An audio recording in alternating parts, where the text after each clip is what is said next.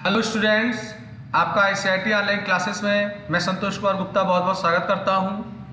आज मैं आपके लिए पावर पॉइंट 2019 का नेक्स्ट ट्यूटोरियल लेके आया हूं और आज हम लोग बात करने वाले हैं कि अगर आपने अपने प्रेजेंटेशन को बना के कंप्लीट कर लिया है, आपने एनिमेशंस वगैरह सारे सेट कर लिए हैं, तो आप प्लान कर रहे हैं कि हम अपने प्रेजेंटेशन को प्रेजेंट करेंगे, माने किसी पीपल को या आइडियंस को हम शो करेंगे। तो आप अगर अपने प्रेजेंटेशन को प्लान कर रहे हैं प्रेजेंट करने के लिए, तो उनसे रिलेटेड भी कुछ टूल्स हैं हमारे पावर पॉइंट में, हम उनका प्रयोग करें तो ज़्यादा बेहतर होगा। तो once your slide show is complete, you will need to learn how to present it to an audience. तो आपने अपने प्रेजेंटेशन को तैयार कर लिया है, प्रेजेंटेशन को दिखाने से पहले ऑडियंस को आप खुद देखना चाहते हो कि ये कैसा प्रेजेंट होगा। तो power point offers several tools and features to help make your presentation smooth. तो आपको पावर पॉइंट में ढेर सारे टूल मिलते हैं, चरित्र मिलते हैं, जिनका आप प्रयोग करेंगे अपने प्रेजेंटेशन को स्मूथ या प्रोफेशनल लुक देने के लिए। आप उनका सहारा ले सकते हैं। तो आप किसी को दिखाओगे उससे पहले आप उसका रिहर्सल करिए, उसको प्रेजेंट करके खुद से देखिए। तो इसमें अगर आप प्लान कर रहे हैं कि हमारा प्रेजेंटेशन बनके तैयार हो गया है, हमें अपने प्रेजेंटेशन को शो कराना है, तो अगर आप शो कराना चाहते हैं तो इसके भी कई अलग अलग तरीके हैं अपने प्रेजेंटेशन को शो कराने के लिए। एक तरीका है कि जो टाइटल बार होता है, टाइटल बार का जो क्विक एक्सेस टूल बार होता है, वहां पर ये आइकन बना हुआ होगा। आप इस आइकन पे क्लिक कर दीजिए तो आपका जो प्रेजेंटेशन है उसका शो स्टार्ट हो जाएगा और फर्स्ट स्लाइड से लेके लास्ट स्लाइड तक आपके सारे स्लाइड 1 बाय 1 आपको दिखाई पड़ेंगे। एक दूसरा तरीका है कि जो स्टेटस बार होता है, पावर पॉइंट का बॉटम जो एरिया होता है, वहां पर आपको स्लाइड शो व्यू का ऑप्शन मिलेगा। आप यहां से भी अपने प्रेजेंटेशन को शो कर सकते हैं। तो पहला हो गया कि आपको टाइटल बार का जो क्विक एक्सेस टूल बार है वहां से आप शो कर सकते हो, या आपका जो स्टेटस बार है, बॉटम दिखता है पावर पॉइंट का, वहां से आप अपने प्रेजेंटेशन को शो कर सकते हो। तो आपके ऊपर है कि कहां से करना चाहते हैं। आपके पास दो माध्यम है, एक मैंने आपको ये वाला दिखाया और एक आपको मैंने ये वाला दिखाया, यहां से आप कर सकते हैं। अब एक तरीका और है अपने प्रेजेंटेशन को शो कराने के लिए। आपको स्लाइड शो का एक टैब मिलेगा, रिबन मिलेगा, आप वहां जाइए। वहां आपको दो कमांड मिलेंगे, एक आपको फ्रॉम बिगनिंग मिलेगा, एक आपको फ्रॉम करंट स्लाइड मिलेगा। तो अगर आप फ्रॉम बिगनिंग पे क्लिक करते हो, इसी का ही शॉर्टकट F5 की होता है, तो आप चाहे जिस स्लाइड पे काम कर रहे हो आपका शो फर्स्ट स्लाइड से स्टार्ट होगा। और अगर वहीं आप फ्रॉम करंट स्लाइड से ले रहे हो तो आप जिस स्लाइड पे काम कर रहे हो वहां से आपका प्रेजेंटेशन का शो स्टार्ट होता है। अब आपने एक बार जब प्रेजेंटेशन अपना स्टार्ट कर दिया, शो स्टार्ट कर दिया, जैसे मैं भी आपको प्रेजेंटेशन ही दिखा रहा हूं, तो कुछ ड्राइंग के टूल हैं, हम इनका प्रयोग कर सकते हैं अपने प्रेजेंटेशन को और ज्यादा बेहतर दिखाने के लिए। तो अगर आप देखो तो आपका जब प्रेजेंटेशन दिख रहा होगा तो यहाँ पे कुछ नीचे आपको टूल दिख रहे हैं। यहाँ से हम प्रीवियस स्लाइड पे आ सकते हैं, यहाँ से हम नेक्स्ट स्लाइड पे आ सकते हैं।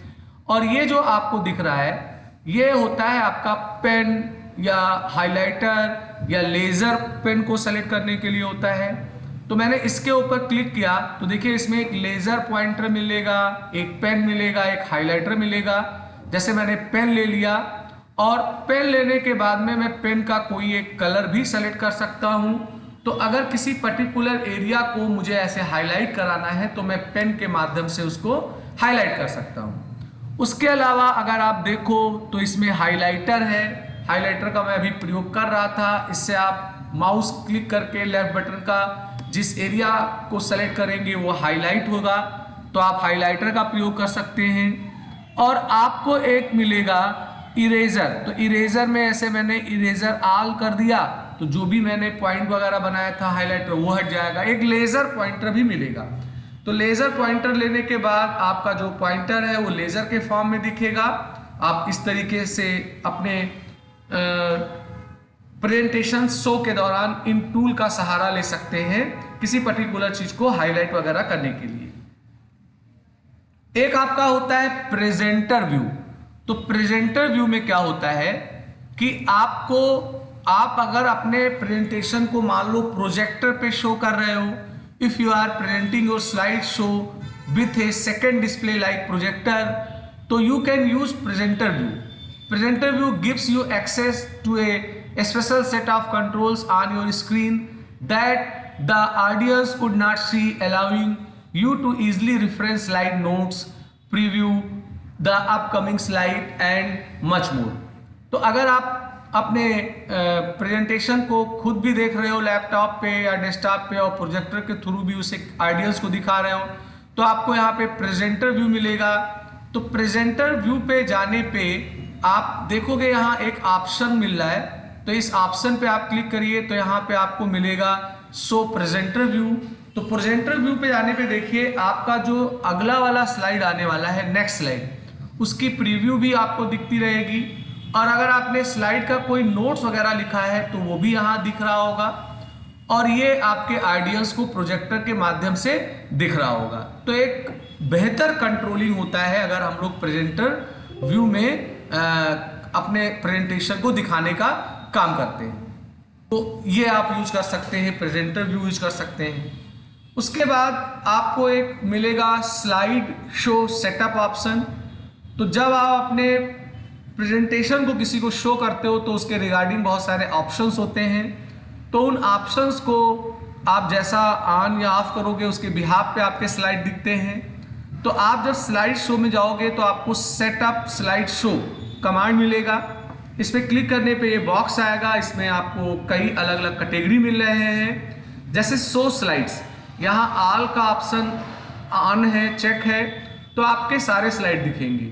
अगर आप फ्रॉम में जाओगे और फ्रॉम में जाने के बाद आप कोई पर्टिकुलर स्लाइड का नंबर दे दोगे तो इस स्लाइड से लेके इस स्लाइड तक ही आपका प्रेजेंटेशन का स्लाइड दिखेगा। एक कस्टम शो होता है, अगर आपने कस्टम शो बनाया हुआ है तो यहाँ से जिस कस्टम शो को आप सेलेक्ट करोगे वो दिखेगा। यहाँ पे शो टाइप में बाय डिफॉल्ट फुल स्क्रीन है, इसलिए मेरा प्रेजेंटेशन फुल स्क्रीन पे आ रहा है। अगर आप विंडो ले लोगे तो विंडो में आएगा, और अगर आप क्वेश्चन ले लेंगे तो आपका प्रेजेंटेशन दिखेगा और फिर इंड नहीं होगा, अगेन एंड अगेन दिखता रहेगा। ऐसे यहाँ पे वेरियस ऑप्शन है, पेन कलर है, लेजर कलर है, show without animation, show without narration, manual, using timing. तो जैसा आप ऑप्शन लेके ओके करेंगे उसके बिहाफ पे ही आपका प्रेजेंटेशन दिखाई पड़ेगा। उसके बाद आपका जो अगला वाला स्लाइड है, अगले वाले स्लाइड में मैं आपको प्रेजेंट करता हूं कि क्या है उसमें।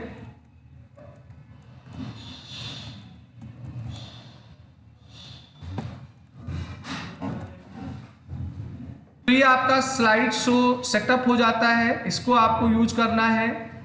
फिर उसके बाद अगर आप देखें तो आपको एक कस्टम स्लाइड शो का टूल मिलता है। कस्टम स्लाइड शो बहुत ही बेहतर होता है कि अगर आपने बहुत बड़ा प्रेजेंटेशन बनाया है और आप प्रेजेंटेशन में सब प्रेजेंटेशन बनाना चाहते हैं तो उसके लिए आप कस्टम स्लाइड शो का प्रयोग कर सकते हैं। उदाहरण के तौर पे मान लेते हैं कि आपने एक प्रेजेंटेशन बनाया है जिसमें आपने बहुत सारे एनिमल्स से रिलेटेड जानकारियां दी हैं। तो अगर आप उसमें डॉग का भी दिए हो, आप एलिफेंट का भी दिए हो, तो जब आप प्रेजेंटेशन शो करोगे तो सब आएगा। पर अगर आप चाहते हो कि उसमें मैं सब कैटेगरी बना लूँ टॉपिक वाइज, जैसे डॉग मैं अगर सेलेक्ट करूँ तो डॉग से रिलेटेड ही हमारा स्लाइड आए, तो इस वास्ते हम लोग कस्टम स्लाइड शो का प्रयोग करते हैं। कस्टम स्लाइड शो को चलाने पे ये बॉक्स आएगा, आपको न्यू पे क्लिक करना होगा। न्यू पे क्लिक करने पे एक बॉक्स आएगा, तो उसमें आप अपने शो का नाम दे दीजिए और आपके जितने भी एग्जिस्टिंग स्लाइड हैं वो दिखाई पड़ेंगे।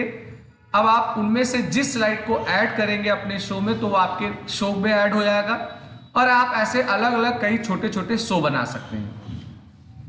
एक और भी अच्छा कमांड होता है रिहर्स। रिहर्स का मतलब अभ्यास होता है।